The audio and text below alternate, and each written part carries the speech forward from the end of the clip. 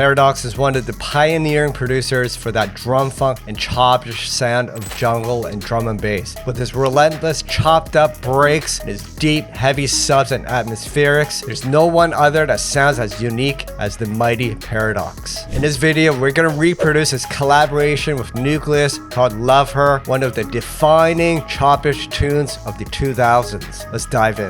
Alright, first we're gonna play the bass using a detuned square wave, and we're just triggering these 3 notes, and the cutoff filter is being automated. And then I have another instance of 𝗔𝗟𝗏 where I have this break and an 𝗲𝗏 break to chop between the two. And in the clip view here, I can trigger the 𝗲𝗏 and the other break in various patterns, just like this.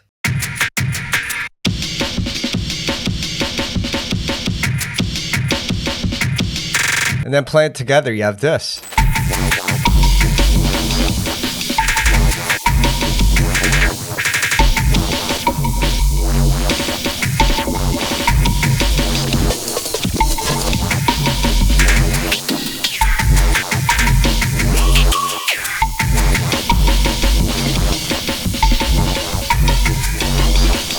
Wait a minute, that's way too easy. I'm just using my 𝗙𝗢𝗟𝗟𝗢𝗪 preset pack. I know you guys want to learn how to do it from scratch, so let's start all over. Alright, the main break is actually a processed think break sampled from an old school acid techno track by 𝗤𝗏𝗏𝗏𝗧 called Hip This House. Here's how it sounds originally. Now let's bump this up to 170 beats per minute. Now, recently someone commented in one of my videos about chopping up breaks in audio in Ableton. And I actually learned this thanks to one of you who commented. Before I said that I preferred cutting breaks in MIDI because you can preserve the transients and the slices without creating artifacts and stretching the audio. However, someone in the comments clued me into using beat mode with this forward mode here. And what this does is it'll only ever play this slice once. It won't do any stretching. It'll play it as is. So if we play this at a super slow tempo, you'll hear as soon as the slice is done, it starts playing. However, I also learned that you can create tails using these modes. So the best form of tail I prefer is going forward and reversing it. Now that I learned this method, I think chopping up breaks in audio in Ableton is actually really great and it preserves the original sound quality of the break. Now, I think it's important to mark your transients, so I've added warp markers to at the beginning of every transient, and then I've moved it to align with the grid so it snaps right on. So let's just use forward mode because we're playing at 170 and it's faster than the original tempo, so we'll never reach the end of that slice anyways. That's sounding sweet. Next up, let's chop up this break to its main bits here so we can reuse them while arranging. I'll call this slice 2, 3, and 4. Now let's shape the break by adding some EQing. So we're gonna dip around the 550 area by -6 dB, and then we're going to use a high shelf. Around 2 kHz is the center point, and we're boosting it by 4 dB so it sounds nice and fresh. And we'll just add a little more high end by boosting around 2.4 kHz by 4 dB. So that sounds nice and crunchy. Let's add some saturation, pushing the drive by 3 dB. And then I'm really compressing it. So the threshold is at -26. My ratio is 4. Important, attack is very fast, so it crushes those transients. Before. Now it has that old school paradox sound. All right, let's resequence the Love Her break pattern. So we're gonna take this section and we're gonna paste it here and just repeat this like that. Now, there's a little cut here just to make this sound a little more staccato, and then there's a hi-hat here. Now, in actuality, the pattern in Love Her uses this little shaker here, and it's like this over here. And there's a bit of a tail for the snare. So that's the limitation of using this method. Although we can have tails, we can't really hear it with this method. So there's a gap. If anyone knows how to solve this issue, let me know. Otherwise, I still think MIDI is superior for this type of chopping, because in MIDI, it would play out the tail. But let's just fill it out like that, and we'll just use this piece here. And then we'll duplicate this section twice. And then for this section, we're going to take this guy here and move it here. We don't need this piece here. And we can stretch out this guy over here, I think up to here, and then add an additional snare here. So we have this. All right. And then for the last bar, this is a 4-bar pattern actually. We're going to take slice 3 and 4 and just like that. I think there might be a pause here as well. So we'll do it like that. That choppiness is what gives it that 𝗦𝗧𝗏 paradox sound. Let's hear the full sequence.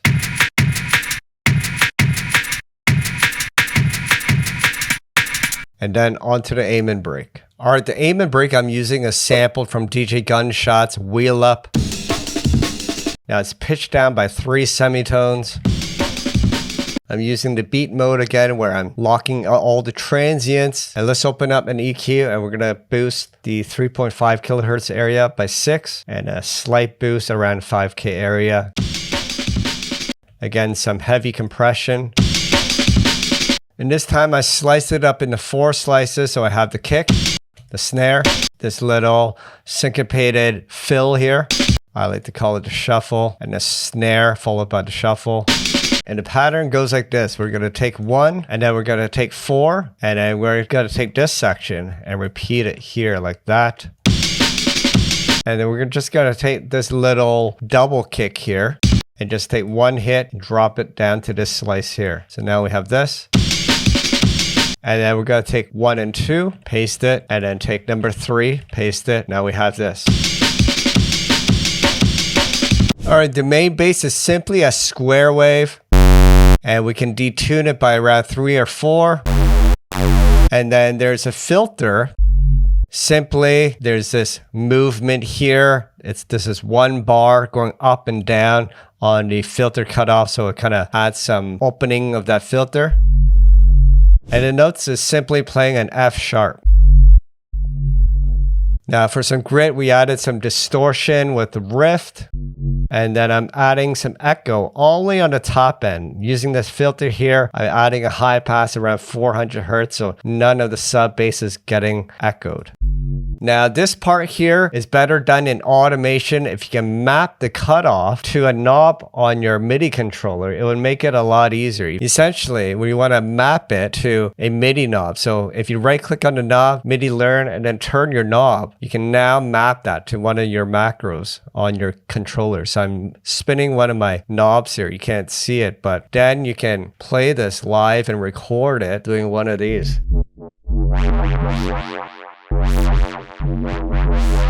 And that makes it a lot more funkier. So here's the recording of the knob movements. You can always fine tune it if you want by manually cleaning up some of the movements. And then there's this atmospheric sound. It's just a sawtooth. Detune it. And then using a high pass filter, it's just creating this movement on LFO1, automating the cutoff. And then I'm adding a bit of chorus and reverb. I was playing 2 adjacent notes, so that's why I have mono and legato enabled on the bottom right here, so that when I switch between the 2 notes, this movement continues through the sequence. So I have this here. Finally, I just have this clav sound, and it's just playing 2 notes and just adding a bit of delay. All right, putting it all together, we have this.